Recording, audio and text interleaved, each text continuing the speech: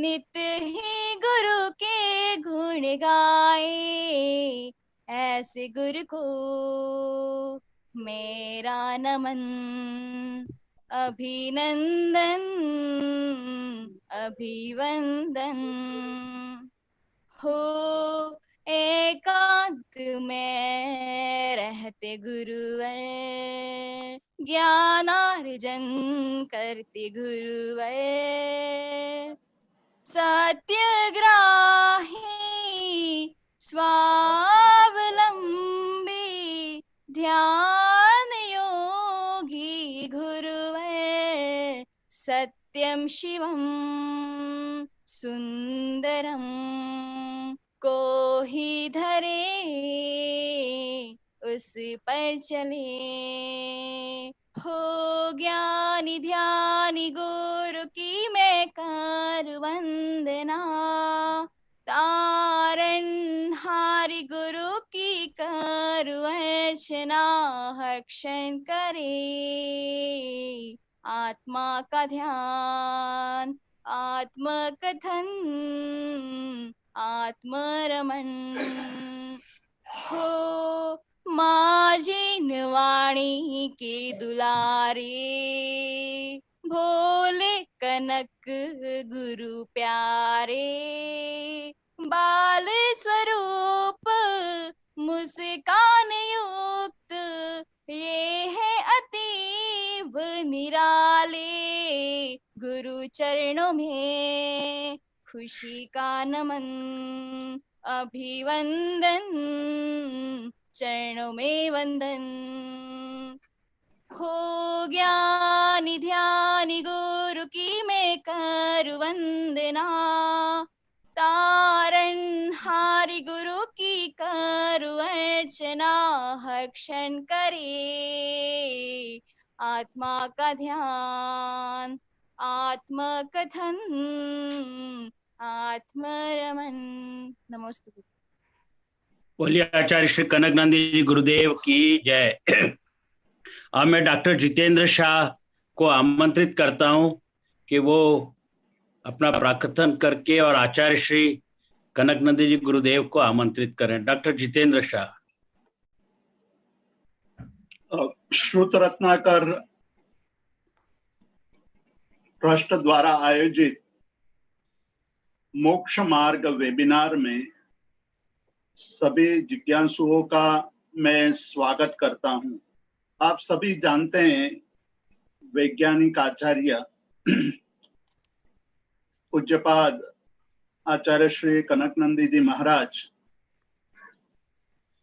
इस वेबिनार में तत्वार्थ सूत्र पर आधुनिक युग के वैज्ञानिक दृष्टि से सुंदर विवेचन कर रहे हैं। पिछली बार हमने केवल ज्ञान के बारे में बहुत ही गंभीर और गहन विषय पर पूज्य आचार्य श्री कनकनंदी जी महाराज द्वारा प्रवचन सुना था। आज उसी विषय को आगे लेते हुए मैं पूज्य आचार्य श्री कनकनंदी जी महाराज श्री को नमस्तु नमस्तु नमस्तु कहते हुए विनंती करता हूं कि आज ये तत्वार्थ सूत्र मोक्ष मार्ग वेबिनार के इस वेबिनार में आप आगे अपना प्रवचन सुनाए, हमें ज्ञान दें, जिससे हम स्वतंत्र होकर कर्म से मुक्त होकर के मोक्ष मार्ग पर आगे विचरण कर सके। पूज्य आचार्य श्री कनकनंदी जी महाराज श्री को मैं विनंती करता हूँ, नमन करते हुए विनम्र भाव से कथन करता हूँ कि आप आज के विषय पर प्रकाश डालें। बोलिए।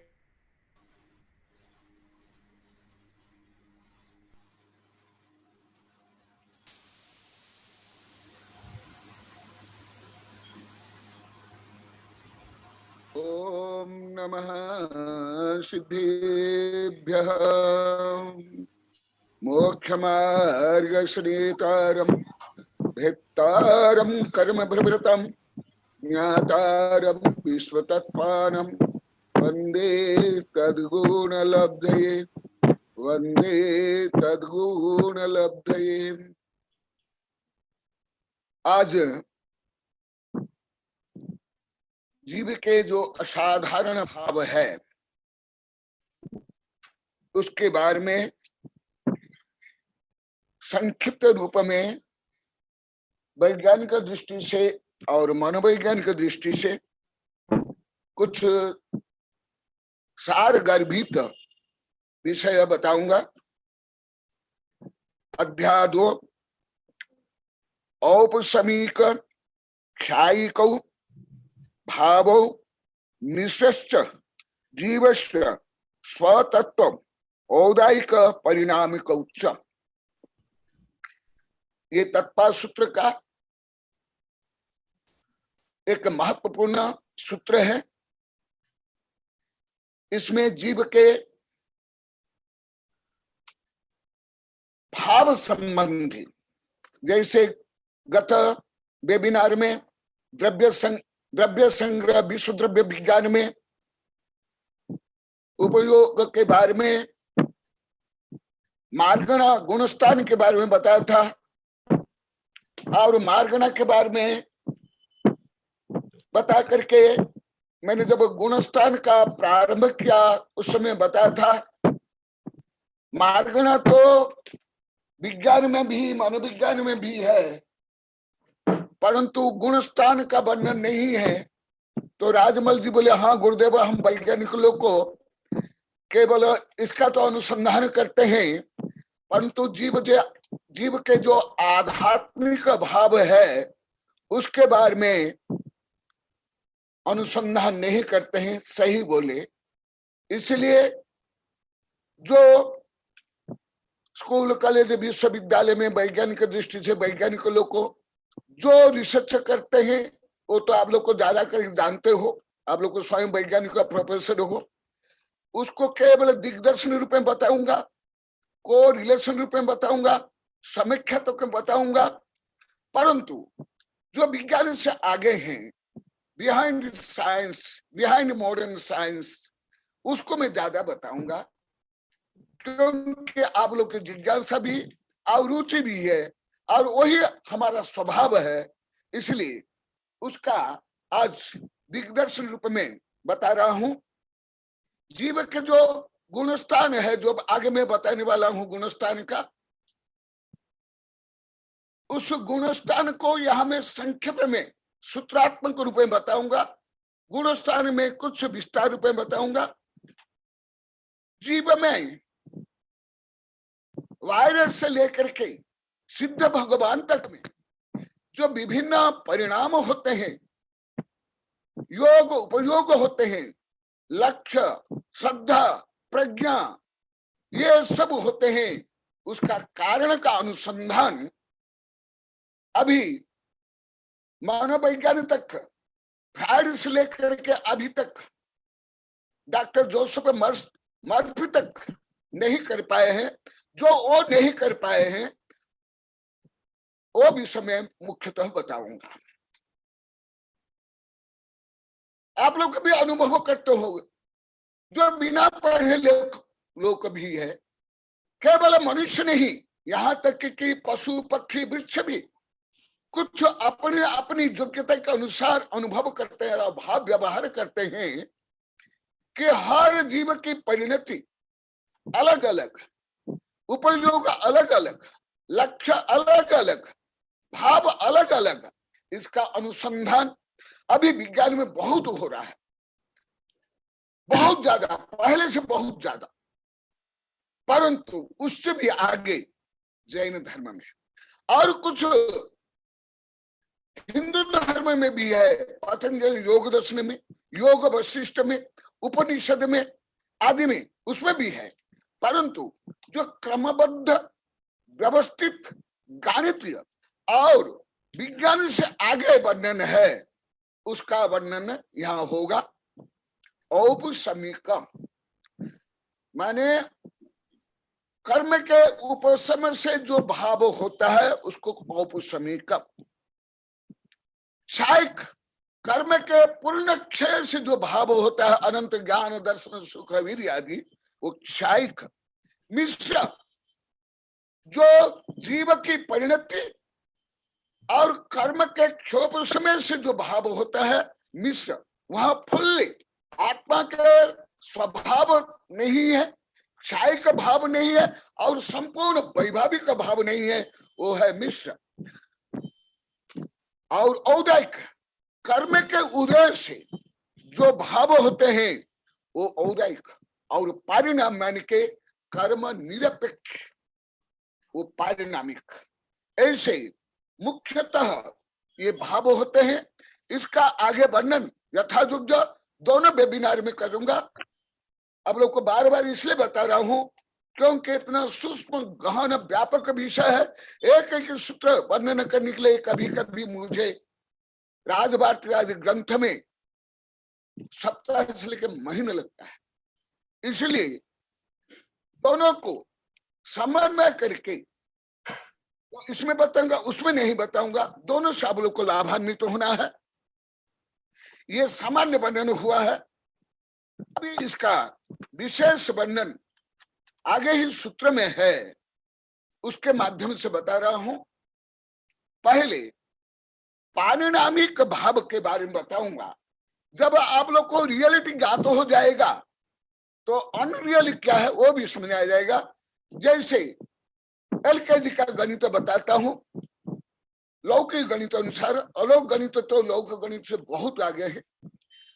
जो विद्यार्थी को ज्ञात है 2 + 2 = 4, तो उसको ज्ञात हो जाएगा 2 + 2 = 3, माने गलत, या 5 गलत, या -4 ये गलत। इसलिए पहले सत्य को जानना जरूरी। जो एक सत्य को जानता है वो अनंत असत्य को जान लेता है। एक भाव सर्वतः येन दृष्टा, सर्वभाव सर्वतः तेन दृष्टा। जो एक सत्य को सही रूप में जानेगा वह अन्य सत्य को जानेगा। इसलिए अनंत अज्ञानी के भाव ज्ञान व्यवहार, अनंत अज्ञानी के एक ज्ञानी के भाव व्यवहार लक्ष्य श्रेष्ठ हो। इसलिए पहले सत्य को जानना जरूरी है, और सत्य को जानने के लिए असत्य को भी जानना जरूरी है। तो पारिणामिक भाव को लेकर के बता रहा हूं। पारिणामिक भाव माने the nature of the substance, the nature of the soul।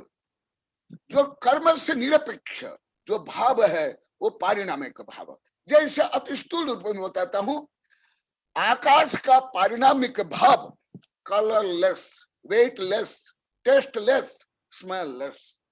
परंतु आकाश को सामान्य बोलते हैं, आकाश नीला है। पढ़े लिखे लोग को भी जो साइंस नहीं जानते, जो सूक्ष्म धर्म नहीं जानते हैं, उच्च पढ़े लिखे लोग को भी स्काई इज ब्लू बोलते हैं और मानते भी और लिखते भी, क्योंकि वो स्काई का जो फंडामेंटल उसका स्वभाव नहीं जानते हैं। सामान्यतः सब जीव देखते हैं कि आकाश नीला दिखाई देता है, बादल के कारण विभिन्न आकार प्रकार दिखाई देता है, बिजली आदि है। इसलिए सबसे पहले पारिणामिक भाव क्या है, माने आपका भाव क्या है, मेरा क्या भाव है, निगोद का क्या भाव है, वो मैं बता रहा हूं। सामान्यतः लोग को बता देते हैं मेरा भाव अच्छा नहीं है, ये क्रोध ही स्वाभाविक का है, ये मानी स्वभाव नहीं, ये गलत। स्वभाव तो होता है the characteristic of the substance.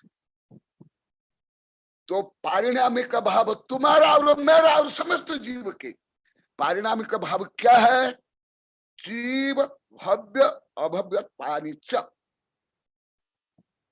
सबसे पहले जीवत्व। अभी तक विज्ञान, कोई भी विज्ञान A to Z, संपूर्ण विज्ञान, देश विदेश संपूर्ण विज्ञान, प्रेजेंट नाउ जीव का स्वभाव पूर्णतः कोई भी नहीं जानते हैं। मैं कई 100 बार वैज्ञानिकों मुख से सुन लिया हूं, डिस्कवरी साइंस आदि में, यूट्यूब आदि में, और साहित्य में, विदेश के साहित्य में। जैसे अभी अभी मणिभद्र ला करके अभी दिए हैं स्टीफन हॉकिंग, ब्रह्मांड के बड़े सवालों के संक्षिप्त जवाब आदि। तो आज जो पूरे पृथ्वी के वैज्ञानिक, जीव वैज्ञानिक हो या मनोवैज्ञानिक हो या फिजिक्स या केमिस्ट्री में नहीं जानते हैं, परंतु वो स्वीकार करते हैं, बार बार बोलते हैं। मैं तो 1000 बार सुन लिया। तो जीव कहाँ से आया, उसका स्वभाव क्या है, कहाँ जाएगा, जीव का क्या लक्ष्य है, जीव में ये इच्छाएं, कामनाएं, डिजायर, ईर्षा, द्वेष, घृणा आदि ये विभाव क्यों होते हैं, अभी तक डेफिनेट रूप में, प्रामाणिक रूप में, गणित के रूप में पृथ्वी के कोई वैज्ञानिक नहीं जानते। यदि कोई जानते हैं तो मुझे अवश्य दो, मैं उसको भी अध्ययन करूंगा, उसको भी मानूंगा, उसको भी मेरी किताब में, मेरे प्रवचन में ऐड करूंगा। तो पहला है जीवत्व। आप जीव क्यों हो? पेड़ जीव क्यों है? पापी, दुष्ट, दुर्जन, हत्यारे, बलात्कारी, अरियंत, सिद्ध, पंचपरिश्रमी जीव क्यों है? निगोद से लेकर सिद्ध भगवान में जो कई गुण आप लोग को पहले बताया, अभी उसमें कुछ गुण बता रहा हूं जो हर जीव में है, वह है जीवत्व गुण।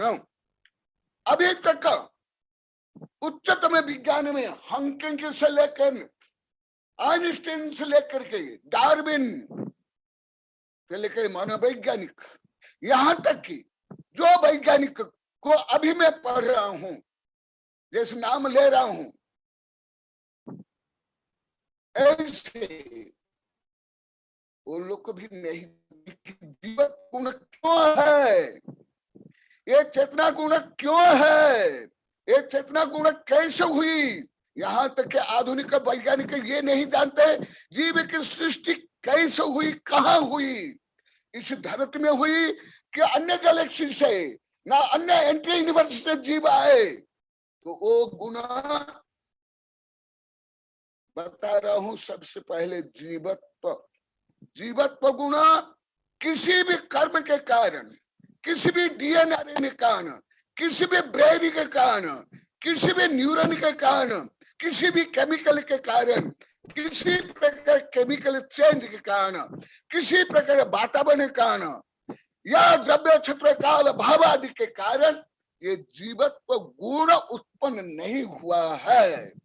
ये जीवत्व गुण जीव के स्वाभाविक, परिणामिक स्वपरिणाम से जायमान। जैसे कोई क्रोध करता है, उसका पारिणामिक भाव नहीं है।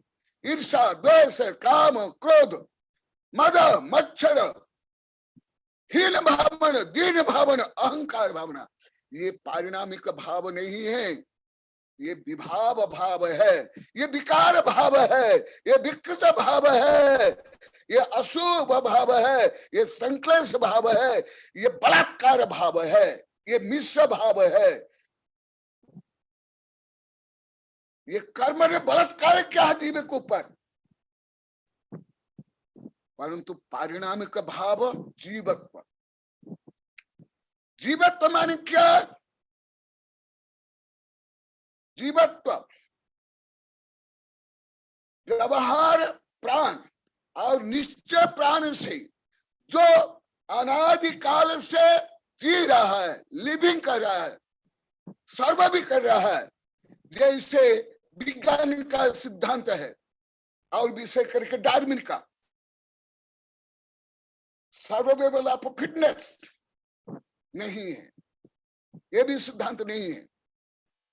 हाँ, ये भी बता देता हूं, मैं तो डार्विन सिद्धांत को 38 वर्ष पहले लिखित रूप में खंडन किया हूं विश्वविद्यालय से। उसका तो 1000 पेज लिखा हूं, कम से 15-20 ग्रंथ। परंतु अभी वैज्ञानिक लोग भी पूर्णतः डार्विन के सिद्धांत को नहीं मानते, स्वयं वैज्ञानिक। वो पास मेरे पास साहित्य भी है, परंतु जैन धर्म के जो शाश्वतिक सार्वभौम सर्वज्ञ ज्ञानगम्य वो सूत्र को कोई भी किसी भी उपाय से खंडन नहीं कर सकते। जीवत्व माने व्यवहार प्राण और निश्चय प्राण। व्यवहार प्राण जो 4 से लेकर के 10 प्राण है, वो प्राण व्यवहार प्राण। व्यवहार प्राण भी प्राणवान क्यों? निश्चय प्राण के कारण। निश्चय प्राण नहीं होता तो कर्म से जायमान जो वैभाविक भाव भी नहीं होता। एक दिन राम गोपाल जी पूछे थे, एक वाक्य में दिया था और बताइए बहुत गहन है, उसको भी मैं बता रहा हूं, हाथ जोड़ कर स्वीकार कर रहे हैं। जैसे धर्म द्रव्य अधर्म द्रव्य आकाश द्रव्य काल द्रव्य में किसी भी निमित्त में कभी भी कोई विकार उत्पन्न नहीं होगा, परंतु संसारी जीवन में वायरस से लेकर के निगोदिया से लेकर के मनुष्य तक देव तक में विकार उत्पन्न होते हैं, विभाव उत्पन्न होते हैं। उसका कारण वो वैभाविक भाव जीव में है और कर्म उसमें निमित्त है। परंतु जीवत्व गुण कभी भी किसी भी रूप में किसी भी कारण से कर्म से हो या द्रव्य क्षेत्र काल भाव के कारण जीवत्व गुण कभी नष्ट नहीं होंगे। भले निगोद में हो या मर गया हो या निगोद नरक में हो या अरिहंत अवस्था में हो या सिद्ध अवस्था में, वो घोराति घोर पापी भी क्यों नहीं हो। ये हुआ जीवत्व गुण। आगे द्रव्य संग्रह में ये बताऊंगा, इसलिए संक्षेप बता रहा हूं। जीवत्व और भव्यत्व अभव्यत्व, ये भव्यत्व अभव्यत्व भी वर्णन मुझे भी किसी भी धर्म किसी भी दर्शन में किसी भी विज्ञान में अभी तक पढ़ने में मुझे नहीं आया है। केवल भारत के दर्शन में नहीं, पूरी पृथ्वी के दर्शन। कुछ दर्शन के नाम बता देता हूं। जैन दर्शन, वैदिक दर्शन, बौद्ध दर्शन, सांख्य, मीमांसा, सुकरात, प्लेटो, अरिस्टोटल, हेगले से लेकर कन्फ्यूशियस आदि कोई भी दर्शन में मुझे अभी तक पढ़ने में नहीं मिले। तो भव्यत्व मान क्या और अभव्यत्व क्या? भवितम योग्य भव्य, जो जिसमें ये क्षमता है, शक्ति है, वो आगे जाकर के भगवान बनेगा। भगवान बनने की क्षमता, योग्यता, शक्ति, वो है भव्यत्व। भगवान बनने की शक्ति भव्य। अभव्य जो भगवान कभी भी नहीं बन सकता। इसको कुछ डिटेल बताऊंगा क्योंकि विषय नहीं बताया हूं। जीवत्व तक तो थोड़ा बताऊं, परंतु भव्य अभव्य नहीं बताऊं। जो पहला बार बताऊंगा वो ज्यादा बताऊंगा। भव्यत्व क्या है? भव्य माने जो आगे भगवान बनेगा वो भव्य। माने भविष्य के भगवान, फ्यूचर के भगवान है भव्य। और भगवान कौन? जो भूत भव्य।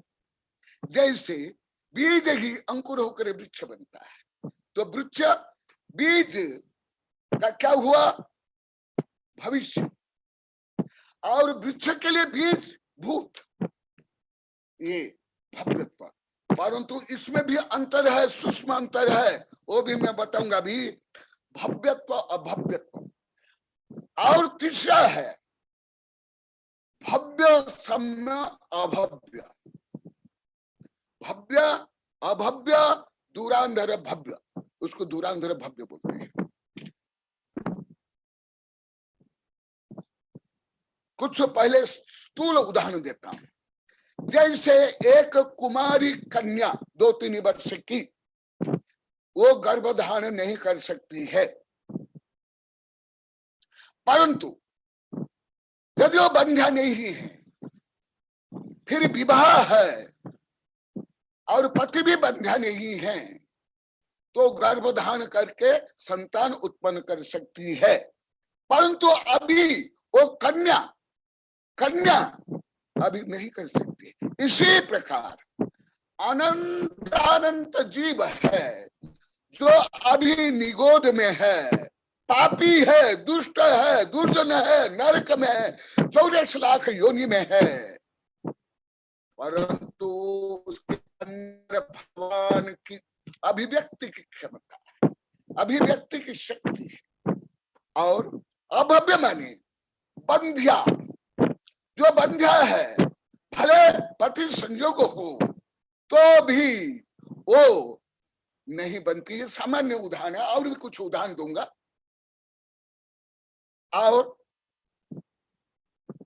भव्य और निकट भव्य, निकट भव्य माने क्या? जैसे बंध्या नहीं है, पति पत्नी बंध्या नहीं है और विवाह हो गया है तो संतान उत्पन्न करने की योग्यता है और जल्दी संतान उत्पन्न करेगी। ये भव्य, निकट भव्य। और एक दूरांतर भव्य माने उनमें भव्यत्व शक्ति होते हुए भी उसमें योग्य द्रव्य क्षेत्र काल भाव अंतरंग संपूर्ण कारण बहिरंग संपूर्ण कारण और विरोध कारण का अभाव नहीं होने कारण वो कभी भी भले मनुष्य बन जाएगा, यहां तक कि दिगंबर साधु बन जाएगा और लाखों करोड़ों भव भी साधु बन जाएंगे और घोर से घोर तप भी करेंगे तो भी मोक्ष प्राप्त नहीं कर सकता है। कुछ उदाहरण देता हूं फिर आगे बढ़ूंगा। जैसे अंध सुवर्ण पाषाण, अंध सुवर्ण पाषाण में सोने के अंश होते हैं, तथापि उसको कितना भी गलाओ किसी भी प्रक्रिया से उसको शुद्ध नहीं कर सकते। ऐसे सामान्य रूप में बोलते हैं बटरा मूंग बोलते हैं। कितना भी सिझाओ वो मूंग नहीं सीखती है। 1000 टन ईंधन जला दो तो भी नहीं। तो क्या जिसमें ये सब कैसे है? कुछ 8 कर्म तो है परंतु ये फंडामेंटल रूप में पारिणामिक भाव है। अभी इसको और कुछ मैं बताऊंगा और आप लोग को कई बार बताया। ये जो सूक्ष्म आध्यात्मिक ज्ञान केवल सर्वज्ञ को ही होता है। गणधर भी पूर्णतः नहीं जानते, मैं भी नहीं जानता हूं, कोई दार्शनिक वैज्ञानिक आचार्य भी नहीं जानते। जो सूक्ष्म आध्यात्मिक भाव है, अमूर्तिक गुण है, केवल सर्वज्ञ ज्ञान गम्य है। हमें केवल श्रद्धा से तो कैसे क्या तो होगा? अभी इसको कुछ विस्तार से बता रहा हूं। भविया सिद्धि जैसी जीवानम ते हवदि भव सिद्ध तब बेरिया अभब्बा संसार दो न सिद्धंती। एक उदाहरण देता हूं, आगम का उदाहरण। अभी सामान्य उदाहरण देता, आगम का उदाहरण। दुसमास घोषंत नाम विशुद्धि महानुभाव नामेन शिव भूयि केवल नान आहवदी।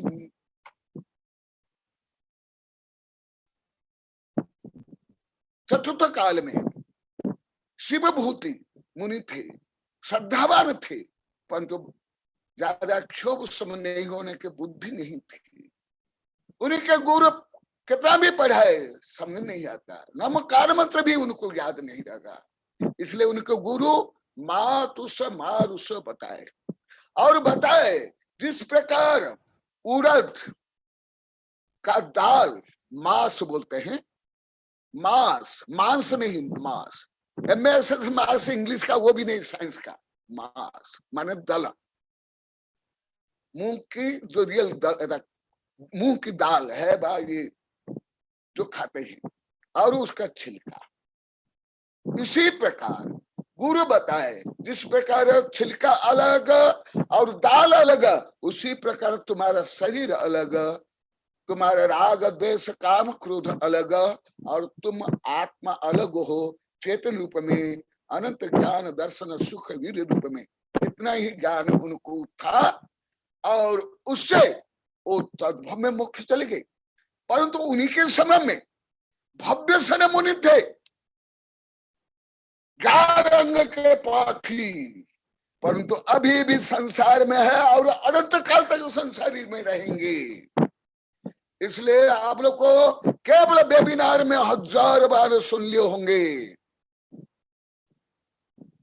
परिणाम विशुद्ध करो, परिणाम निर्मल करो। समझ नहीं आता है, श्रद्धा करो। प्रज्ञान से गणधर्म नहीं समझ सकते हैं। कल न परसों गोपाल जी बोले थे सम्यक के 4 गुण, वो गुण भी सामान्य ऊपर सामान्य ज्ञात होगा, परंतु जो सम्यक का सूक्ष्म भाव है वो सर्वज्ञ जानेंगे। तो व्यवहार से कैसे ज्ञात होगा वो भी थोड़ा बताऊंगा। व्यवहार से तुम भव्य हो या अभव्य हो, तुम सम्य दृष्टि हो या मिथ्या दृष्टि हो, कैसे ज्ञात होगा वो भी हल्का हल्का बताऊंगा। वो है उपशम भाव, जिनके क्रोध मान माया ईर्षा द्वेष घृणा पर निंदा पर प्रपंच क्रूरता दुष्टता दुर्जनता साम्य सब उपशम। आस्तिक्य सबसे बड़ा आस्तिक्य, जो सर्वज्ञ ने बोला वो मुझे कुछ भी समझ नहीं आता है तो भी सत्य। आनम तानम कछु न जानम सेठ वचन पमान। आप लोग जानते होंगे एक सेठ विद्या सिद्ध कर रहा था, वो शिका की रस्सी को काटने के लिए ऊपर और नीचे चढ़ रहा था, उतर रहा था, और अंजन चोर उधर भाग रहा था आत्मरक्षा के लिए। वो नाटक देखता है, वो जाकर पूछता क्या करते हो, कि ऐसे मंत्र सिद्ध कर रहा हूं और मंत्र सिद्ध होने के बाद मुझे विद्या प्राप्ति हो जाएगी, आकाशगामिनी विद्या। परंतु देखो नीचे कितने तीक्ष्ण अस्त्र शस्त्र है, भाल तलवार, मैं यदि गिर गया और विद्या सिद्धि नहीं हुई और नमोकार मंत्र में ये शक्ति नहीं है, इसलिए मैं जाता हूं ऊपर, एक रस्सी काटता हूं, फिर नीचे आ जाता हूं, फिर चढ़ता हूं, फिर आता हूं। और वो विद्युत चोर अंधेर चोर सोचता है मुझे तो मरना ही है, लो मार देंगे डालेंगे, कभी भी नमोकार मंत्र अन्यथा नहीं। और सर्वज्ञ भगवान कभी गलत नहीं बोलते हैं, क्योंकि वो राग द्वेष काम क्रोध अज्ञान से दूर है, परम सत्यवादी है, वो जो बोलते वो सत्य है। ऐसे विचार करके ऊपर चढ़ा और उसको तो नमोकार मंत्र भी नहीं आता था, और सेठ जी 1000 बार नमोकार मंत्र जाप कर लेते। हाँ राजबल जी, जो आपकी जिज्ञासा है मंत्र के बारे में, वो ये भी आप ऐड करना। राजमल जी सुन रहे हो ना? हाँ सुन रहा हूँ आचार्य श्री, सुन रहा हूँ। हाँ सुनाई दे रहा, मेरी आवाज आ रही है आपको? हाँ, क्योंकि आप जो प्रश्न के थे, आप लोग जो बार बार प्रश्न करते हो वो संदर्भ के अनुसार मैं जोड़ता जाऊंगा। तो देखो मंत्र सिद्धि, वो सेठ 1000 बार मंत्र जाप कर लिया और परीक्षा करने के लिए गया, परंतु डाउटफुल, संदेह, ब्लाइंड फेथ, संशय, दृढ़ता नहीं, श्रद्धा नहीं, सिद्ध नहीं हुई। और वो ऊपर जाता है तलवार लेकर एक साथ, आन तान कछु न जानम सेठ वचन पमान। मैं कुछ नहीं जानता हूं, जो सेठ ने कहा, सर्वज्ञ भगवान ने कहा वो सत्य है। ऐसे दृढ़ श्रद्धा से वो संपूर्ण रस्सी को काट दिया और नीचे गिरा था और आकाशगामिनी विद्या को उसको झेलता है। अब लोग को कथा कहानी में सब ये सुने होंगे, पढ़े होंगे, बोले होंगे। तो आप स्वयं कैसे जानोगे कि भगवान ने जो बोला भगवान कोई पंथवादी, मतवादी, स्वार्थी, नाम कमाने, ख्याति, पूजा, लाभ, प्रसिद्धि के लिए कोई बोलता है वो नहीं, रूढ़ी से बोलता है वो नहीं, सुन सुनाया बोलता है वो नहीं। जो सिद्धांत ग्रंथ में जो है, भले आपको क्या गणधरों को अनंत एक भाग समझ नहीं आता, मुझे भी नहीं आता। मैं तो स्वयं को केवल बोलता नहीं, लिखता हूं, मैं भावात्मक रूप में मानता हूं। मैं तो एक अणु को भी नहीं जाना हूं, मेरे शरीर के एक कोष को मैं पूर्ण तो नहीं जाना हूं, मेरा शरीर को मैं नहीं जाना हूं, मेरे बाल के एक अग्र को मैं पूर्ण तो नहीं जाना हूं, ना कोई भी सब मैं पूर्ण तो जाना हूं। परंतु मुझे ये श्रद्धान है कि मेरे अंदर अनंत ज्ञान है, अनंत दर्शन है, अनंत सुख है, अनंत वीर्य है। मैं भी भावी भगवान हूं, मैं भी छोटा भगवान हूं, मैं भी बीज रूप में भगवान हूं। मैं किससे छोटा नहीं तो किससे बड़ा भी नहीं हूं। और मैं शरीर नहीं हूं, मैं राग द्वेष काम क्रोध नहीं हूं। मैं संपूर्ण संकीर्णता, पंथ, मत, भेद भाव, ख्याति, पूजा, लाभ से रहित हूं। मैं परम चैतन्य हूं, मैं परम साम्य भावी हूं, मैं परम परमात्मा हूं। ऐसे श्रद्धान केवल, ज्ञान नथिंग। ऐसे यदि अंतरंग में श्रद्धान है, कोई प्रलोभन से, कोई दबाव से, कोई लोभ से जो श्रद्धान को विचलित नहीं करता है, वो है सम्यक सम्यक। तो ऐसे यदि अंतरंग में है, इसलिए आप लोग अनेक बार बोल दिया, हजारों बार, कि आप जो सुन रहे हो, भले आप वो प्रज्ञा रूप में, बुद्धि रूप में नहीं समझ पाते हो, परंतु आपका ये श्रद्धा है, मैंने फेथ, बिलीव। जैसे आधुनिक विज्ञान में प्रार्थना शिक्षा, प्रेयर शिक्षा, फेथ शिक्षा, मैंने फेथ कई प्रकार पेथी है, फेथ पेथी, प्रेयर पेथी। तो ऐसे यदि आपका भाव है तो जानना चाहिए।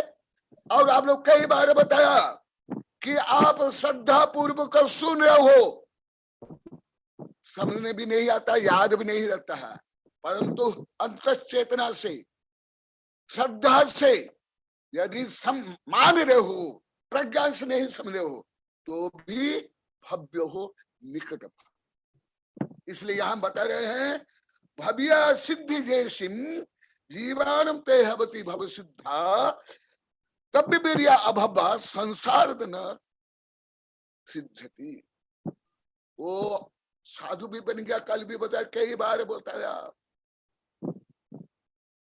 जब अन्नानि कब खबदी भव सय सहस्र कोड़ी तम नारी तिहगुत्ते खबदी अंत मुहूर्ते।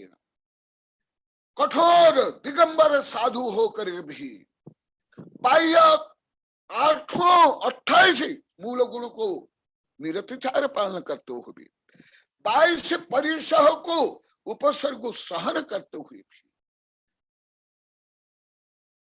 6 महीने का उपवास करते हुए, पहाड़ के ऊपर ध्यान करते हुए भी, केवल पत्ती या सुख पत्ती या हवा खा करके या एक अनाज खा करके भी भव सय सहस्र कोटि भव। अभी केवल भव में तो ज्यादा 100-125 वर्ष है, करोड़ अरब वर्ष के आयु लेकर भी यदि दिगंबर साधु बन करके भी, ब्रह्मचर्य बाह्य ब्रह्मचर्य धारण करते हुए भी, राजा महाराज के संपत्ति त्याग करते हुए भी, 11 अंग का विद्वान होते हुए भी, परंतु मैं आत्मा हूं, मैं परम शुद्ध, मैं समताधारी, निस्पृह, वितरागी, ख्याति पूजा लाभ दंड फंद से रहित, ऐसी अनुभूति, श्रद्धा और तदनुकूल सम्य दृष्टि भगवती नियत ज्ञान वैराग्य शक्ति, जो समदृष्टि होगा उसमें ज्ञान और वैराग्य भी होगा। तो ऐसे वो भव्य हो, भले अभी नरक में हो, भले दुष्ट दूधन हो, पापी हो, कीड़े मकोड़े भी हो, परंतु उसमें यदि भव्यत्व गुण है तो अवश्य भगवान बन जाएगा। परंतु देव है, राजा महाराज, सेठ साहूकार, विद्वान, दार्शनिक, वैज्ञानिक, पंडित, यहाँ तक कि साधु भी क्यों नहीं हो तो भी मोक्ष प्राप्त नहीं कर सकता है। इसलिए धर्म कोई बपौती नहीं है, धर्म को खरीद नहीं सकते हैं। आपको धर्म कोई नहीं देख सकता, करोड़ों अरब व्यक्ति भी यदि ऐसे हैं, केवल ख्याति, पूजा, भीड़, वर्चस्व, धन, बोली, मान, सम्मान से धर्म होता है तो शांति कुंठ अरनाथ, छह खंड का अधिपति, उनके परिवार ही 3-4 करोड़ के संख्या में थी जनसंख्या, फिर साधु बनकर एकांत में जंगल में मौन धारण करके आत्मा का ध्यान क्यों करते? इसलिए जो धार्मिक केवल कट्टर संकीर्णता, रूढ़िवादिता में धर्म करते हुए वो वास्तविक अधार्मिक है, कोई धार्मिक नहीं। सबसे पहले आत्मा विशुद्धि, आत्मा की प्रतीति, दंशन मूल धम्म तो ये है। और जो अभव्य है, भले करोड़ अरब भाव भी दिगंबर साधु बन जाए परंतु मोक्ष प्राप्त नहीं कर सकता है। और क्योंकि थोड़ा गहन विषय है और समय होने जा रहा है, परंतु ये अभी तक नहीं बताया था, इसलिए आपको बता रहा हूं। जैसे कुछ उदाहरण भी जोड़ता हूं। एक सती है, विधवा हो गई, क्या संतान उत्पन्न कर सकती है? भले लाखों वर्ष चतुर्थ काल में जीवित रहे, कर सकते क्या? नहीं कर सकते। इसी प्रकार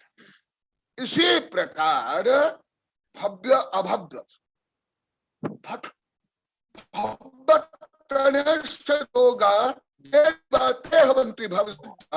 नहुमल विगमे नियमा तारम कर्ण उबलानमिव।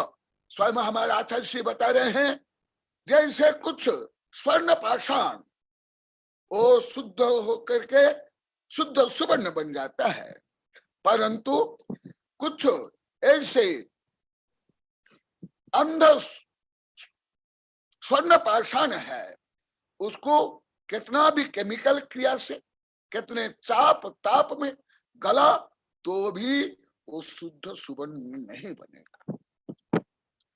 इसलिए धर्म में मुख्यतः आत्म श्रद्धान, आत्म प्रतीति, समता, विशुद्धि को महत्व है। और ये विषय बहुत गहन है, इसलिए थोड़ा बता करके आगे बताता हूं।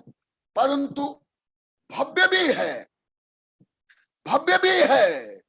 जब तक पंच लब्धियां नहीं मिलेगी और उसमें फिर कर्ण लब्धि और गुरु, सच्चे गुरु का उपदेश नहीं मिलेगा, तब तक तीर्थंकर भी सम्यक दृष्टि नहीं बन पाते हैं। कल ही कल आदि पुराण में आदिनाथ वर्णन का, आदिनाथ भगवान का वर्णन आया, वो साधु भी बन गए थे तो भी सम्यक दृष्टि नहीं थे। जब आहार दिए थे उस समय भी सम्यक दृष्टि नहीं थे, परंतु वो जो आहार दिए सुमल इच्छा से और जो पशु पक्षी ने अनुमोदना की और 4 व्यक्ति ने अनुमोदना की, वो आगे जाकर के जो मिथ्या दृष्टि थे वो भोग भूमि में गए, दूसरे स्वर्ग में गए। ऐसे क्रम विकास से वो सब जीव अरिहंत सिद्ध बन गए, गणधर बन गए, चक्रवर्ती बन गए, कामदेव बन गए। तो कल आया वो जो मुनि बने थे, उन्हें निदान कर लिया कि मुझे ऐसे वैभव मिले, भोग मिले, तो च्युत हो गए। फिर वो जब वो भोग में थे तो उन्हीं का मंत्री वो साधु बन गए थे, और अभिज्ञान संपन्न थे और चाण रिद्धिधारी थे। इतना दूर कर्म भूमि से भोग भूमि तो चाण रिद्धिधारी एक व्यक्ति को सम्यक दृष्टि बनाने के लिए उपदेश देने के लिए गए। आप लोग को तो कितने इतना जानते हो, कोई मेला ठेला ख्याति पूजा भीड़ रुपया इकट्ठा करना केवल पंच कल्याण विधान करने के लिए साधु विहार करते नहीं।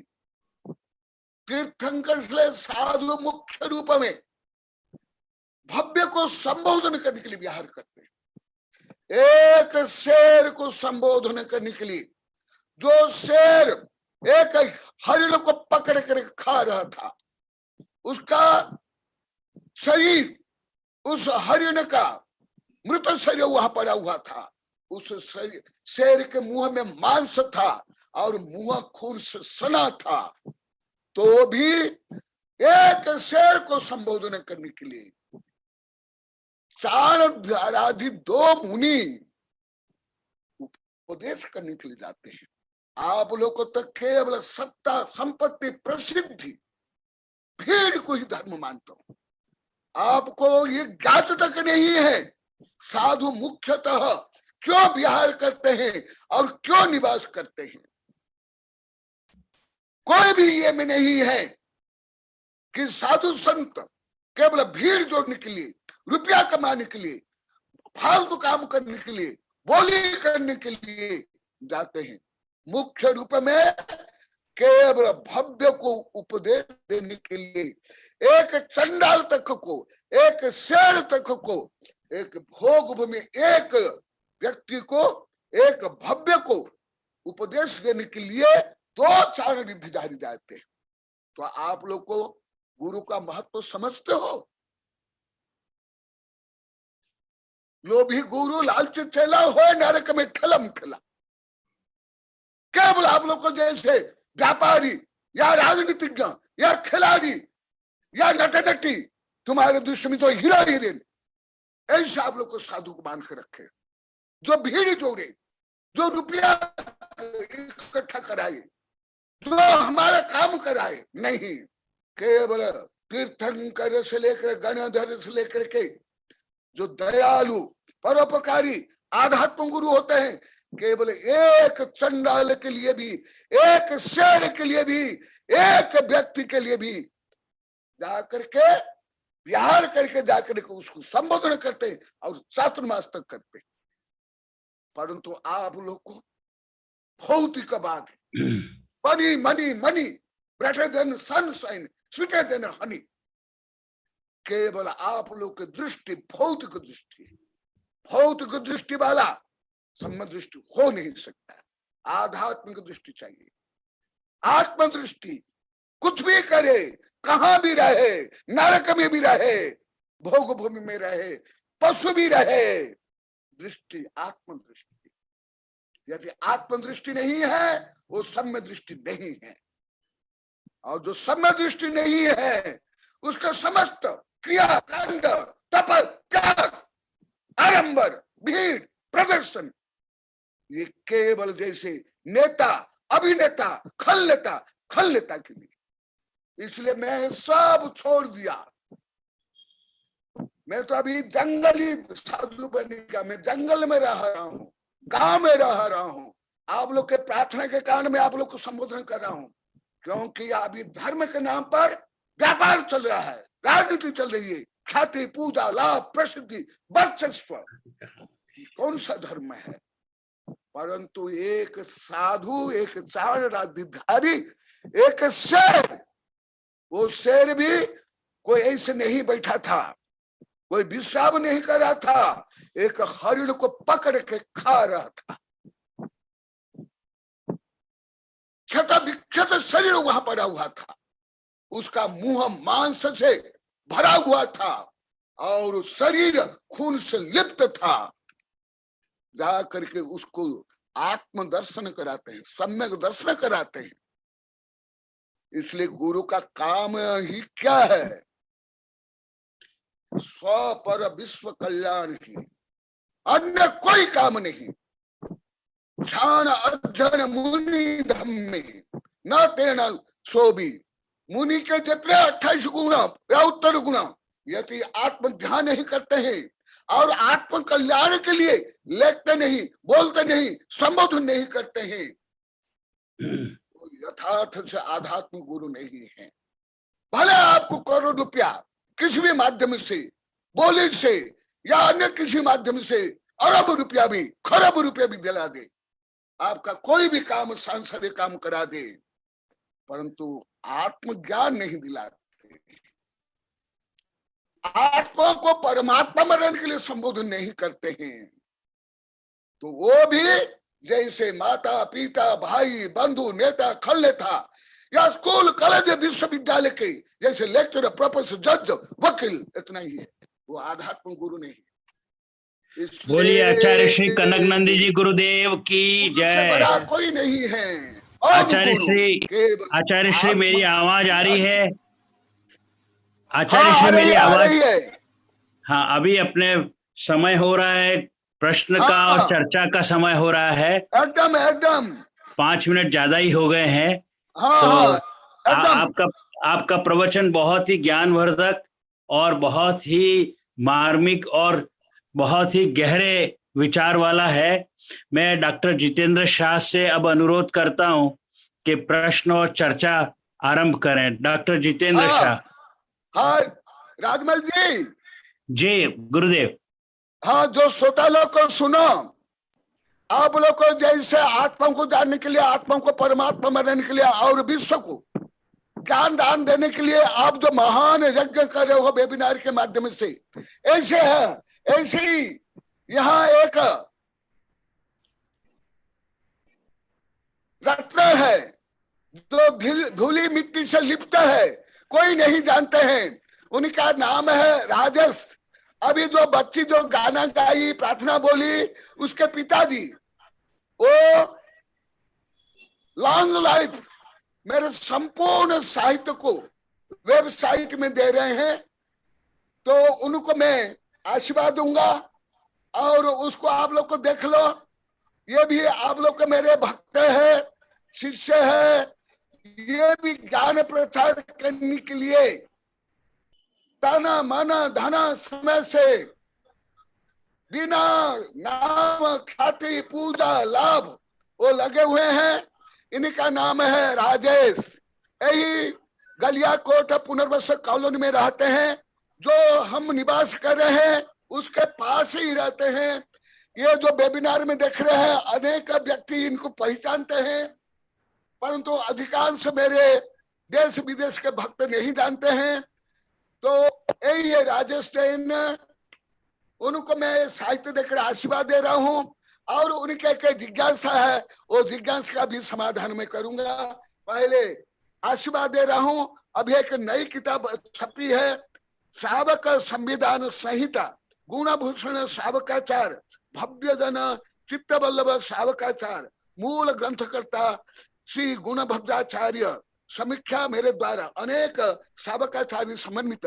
क्योंकि मुझे अनेक साधु संत पंडित वैज्ञानिक प्रोफेसर मुझे बोले, गुरुदेव अभी साधु का जो यथार्थ स्वरूप है और श्रावक का यथार्थ स्वरूप है उसका वर्णन करो, चिंतन और लेखो, हमें बताओ, हमें ज्ञात नहीं है, अधिकार ज्ञात नहीं है।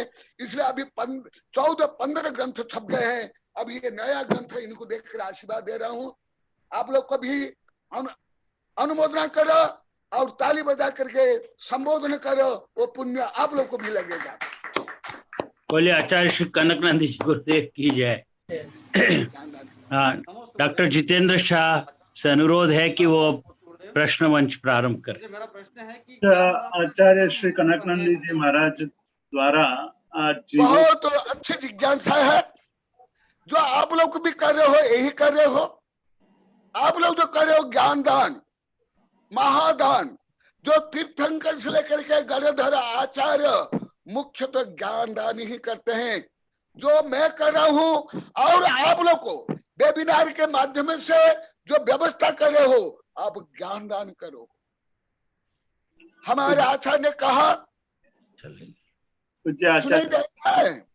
कनक नंदी जी महाराज श्री के प्रवचन लिसन टू मी।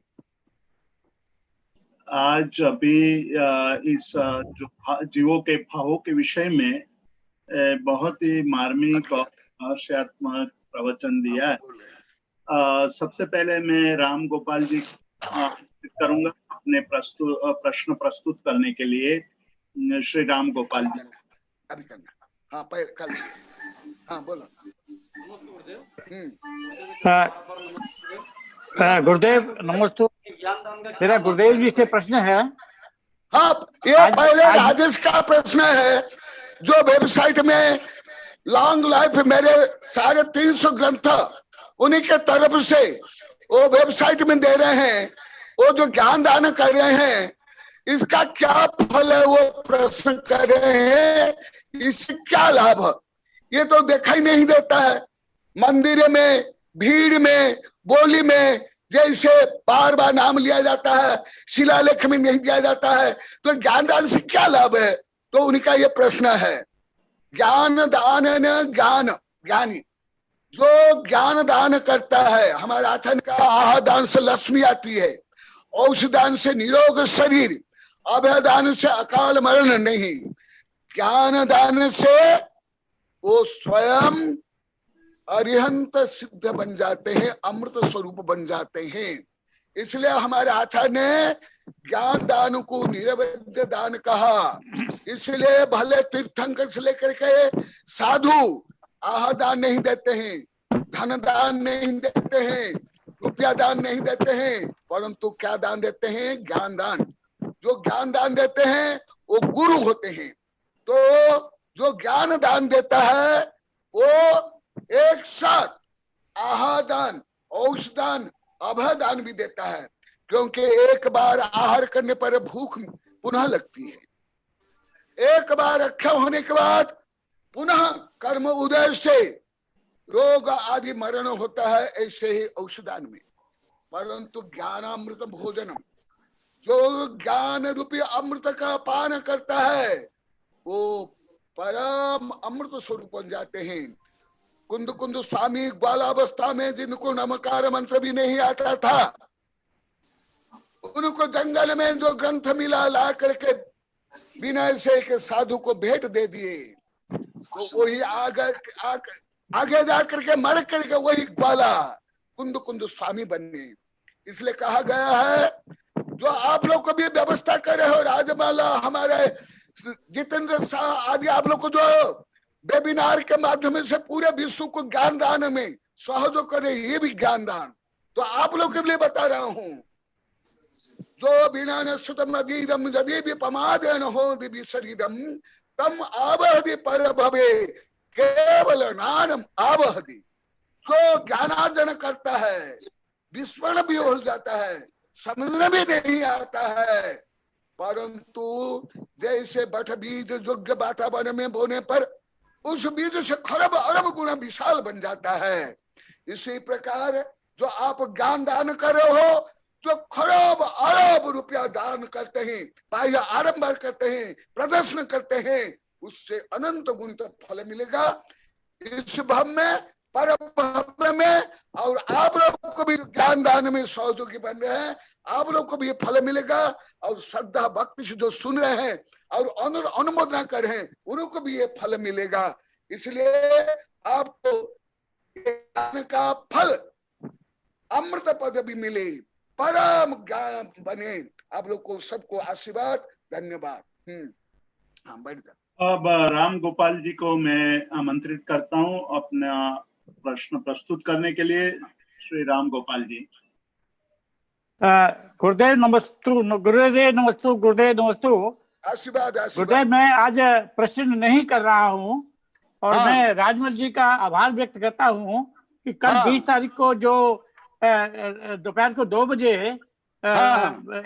वेबिनार हो रहा है उसमें मुझे 1 घंटे का टाइम दिया है और मैं इस विषय पर द्रव्य संग्रह के ऊपर जो टूल सिस्टम है द्रव्य के बारे में इंग्लिश में अपना विवेचन प्रस्तुत करूंगा और प्रश्न उत्तर का भी जवाब दूंगा।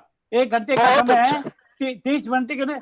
मैं आपका महाराज जी आशीर्वाद चाहता हूँ कि मैं इस परिस्थिति को सफलता पूर्वक अपने जनागम के हिसाब से, इस किताब के हिसाब से मैं इंग्लिश में प्रस्तुत कर सकूं। आपका आशीर्वाद चाहता हूँ। आशीर्वाद, आपको आशीर्वाद। आप भी जो रुचि से, श्रद्धा से, विनय से ज्ञान ग्रहण कर रहे हो, ज्ञान दान दे रहे हो, ये भी तीर्थंकर बनने का, गणधर बनने का, केवली बनने का काम कर रहे हो। आशीर्वाद।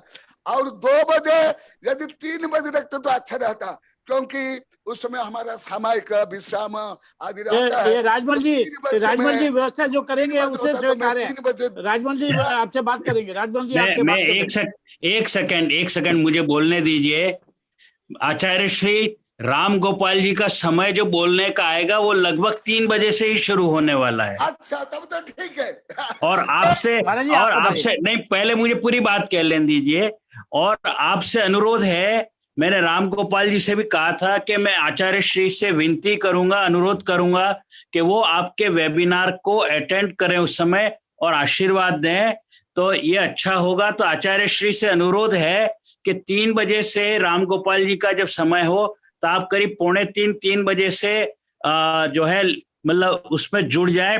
Please join at that time, है ना? और ठीक है।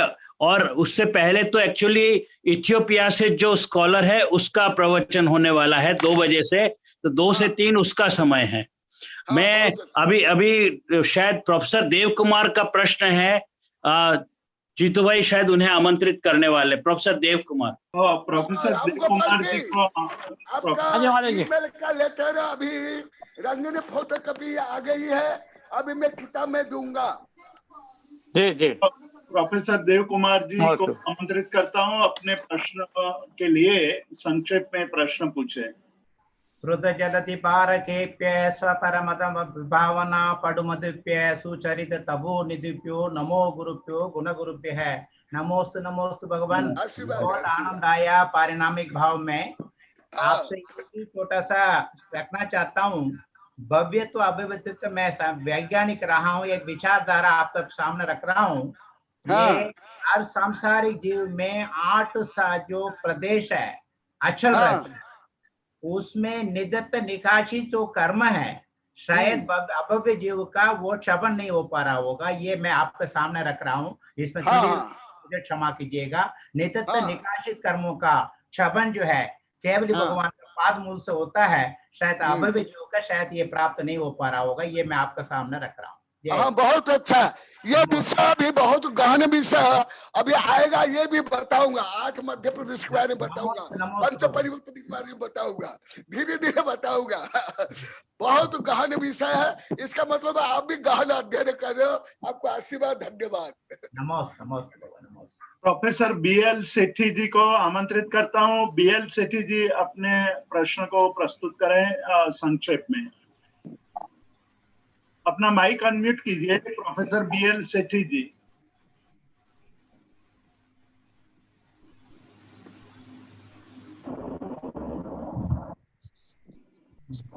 उसका वीडियो। नमस्ते महाराज जी। नमस्ते महाराज जी। आशीर्वाद। आवाज आ रही है?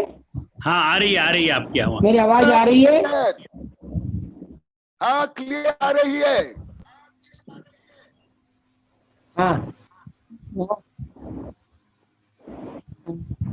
महाराज जी, अभी आप बता रहे थे, अभी आप बता रहे थे दान के बारे में, और आपके बारे ज्ञान 4 दानों के बारे में बताया था।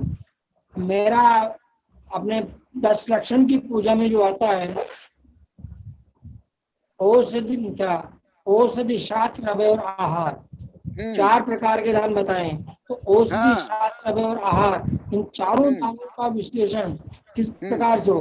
अब आपको ये जानकर खुशी होगी कि शेखावत जो एक राजपूत होकर और झुंझुनू के राजा की लड़की हो, झुंझुनू के राजा की पोती हो, एक तरह से पोती क्या पड़पोती होगी, मतलब राजघराने से हो, और उनके घर में हमेशा मीट भी बनता था, शराब भी होती थी, परिवार में सारे व्यसनों से युक्त थे, तो वो दान भी दिया करते थे। लेकिन अब उनको जब मैंने बताया इस दान का कोई महत्व नहीं है, आपसे जब चर्चा हुई उनके बारे में, तो उन्होंने बताया कि कनक नंदी जी जब राजपूत हैं तो हम राजपूत होकर के सारे गंदे धंधे क्यों कर रहे हैं?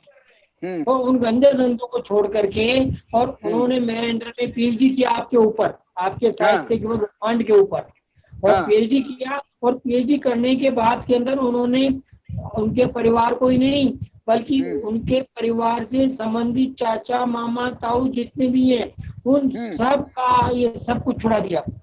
और यही नहीं, उसकी जब शादी हुई तो शादी रात में नहीं हुई, दिन में हुई, और कंदमूल फल शादी में नहीं हुए। ये आपका ज्ञान दान, आपने जो ज्ञान दान दिया उसका फल है, तो वो ज्ञान दान का फल आपको भी मिलेगा, उनको भी मिलेगा। और अभी अभी यही मैं बता रहा था, इसलिए जो आपने प्रेरित करके पढ़ा करके पीएचडी करा मेरे साहित्य के ऊपर, तो आपने ज्ञान दान दिया, अभय दान दिया, औषध दान दिया, अहिंसा पालन कराया, पर्यावरण की सुरक्षा करने के लिए आपने जो काम किया उसके लिए आपको आशीर्वाद, धन्यवाद। महाराज जी, आपको ये पता हो कि जैनियों में तो रात में खाते हैं और उसके घर में रात में खाना बनता भी नहीं है, न वो खिलाते हैं रात को किसी को। रात में केवल फ्रूट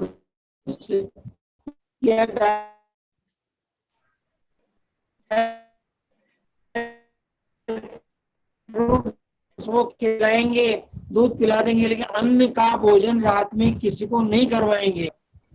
ये आपका आशय। तो उन्होंने आपको नमोस्तु बोला महाराज जी। हाँ, आशीर्वाद बोलना, उसको धन्यवाद बोलना, आशीर्वाद धन्यवाद सबको बोलना, बहुत अच्छा। मैं सभी एक विनंती करता हूं कि आज जो विषय पढ़ाया गया है उसी विषय पर अपना प्रश्न प्रस्तुत करें, तो हमें और अधिक जानने को मिलेगा। तो मैं श्रोताओं को, जिज्ञासुओं को नम्र विनंती करता हूं, विषय से संबंधित प्रश्न पूछा जाए तो अच्छा रहेगा। कोई प्रश्न हो तो पूछ सकते हैं आप।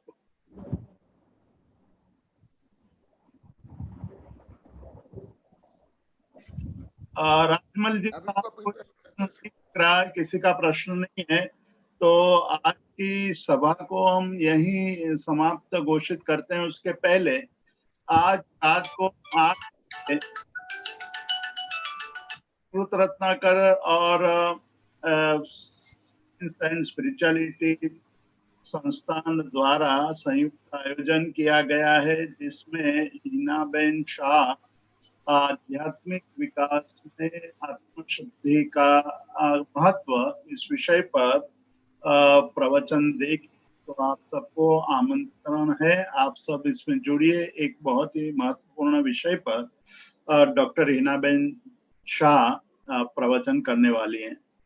पूज्य आचार्य श्री कनकनंदी जी महाराज साहब के हम बहुत ही उपकारी हैं। उन्होंने आज हमें मोक्ष मार्ग वेबिनार में भावों पर, पारिणामिक आदि औक्षमिक आदि भावों पर बहुत ही सुंदर प्रवचन दिया, और कई बातें स्पष्ट हो गई जो आज तक स्पष्ट नहीं हुई थी। पूज्य आचार्य श्री के हम अनुग्रहित हैं, आपके वाणी से हमारे ज्ञान की वृद्धि हो रही है। आप हमारे पर बहुत बड़ा उपकार कर रहे हैं।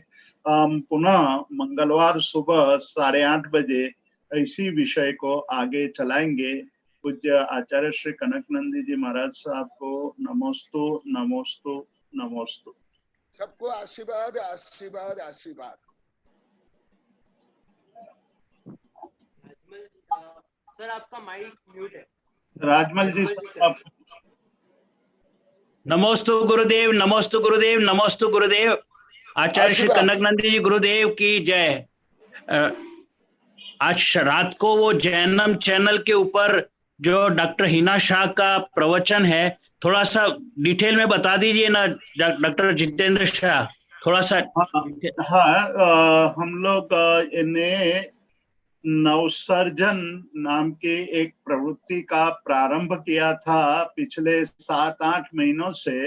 वैज्ञानिक, डॉक्टर्स और स्कॉलर्स और बिजनेसमैनों ने साथ में मिल करके एक प्रवचन श्रेणी का आयोजन किया था। काफी समय तक हम लोगों ने साथ में रह करके कोरोना वायरस से संबंधित गहन चिंतन किया था और उसमें प्रोफेसर नरेंद्र भंडारी जी, सुरेंद्र पोकर्णा जी, सुधीर शाह, पद्मश्री सुधीर शाह, कुशल बंसाली, राजमल जी जैन जैसे बड़े बड़े नामांकित विख्यात डॉक्टर्स, वैज्ञानिक, बिजनेसमैन जुड़े हुए। उन्होंने अलग अलग विषय पर प्रवचन दिया था।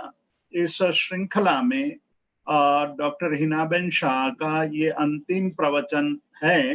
वो आत्मविशुद्धि पर आज प्रवचन देने वाली हैं। हिना शाह स्वयं योग और ध्यान के विषय में पीएचडी की हुई है और उन्होंने कई ग्रंथों का अध्ययन, संशोधन, तुलनात्मक अध्ययन करके अपनी थीसिस प्रस्तुत करके पीएचडी की उपाधि अर्जित की है। आज वही विदुषी हिनाबेन शाह 8 बजे चैनल पर ये प्रवचन देने वाली है। सभी रात को करता हूँ। सब रात को देंगे क्या? हाँ, रात को 8 बजे, रात को 8 बजे। सभी लोग जुड़े और जुड़ करके इस महत्वपूर्ण विषय पर प्रवचन सुनने, ये हमारा आपसे नम्र निवेदन है। मैं इतना कह करके अपनी बात को समाप्त करता हूँ। पूज्य आचार्य श्री को मैं पुनः पुनः नमोस्तु नमोस्तु नमोस्तु करता हूँ। बोलिए आचार्य श्री कनक नंदी जी गुरु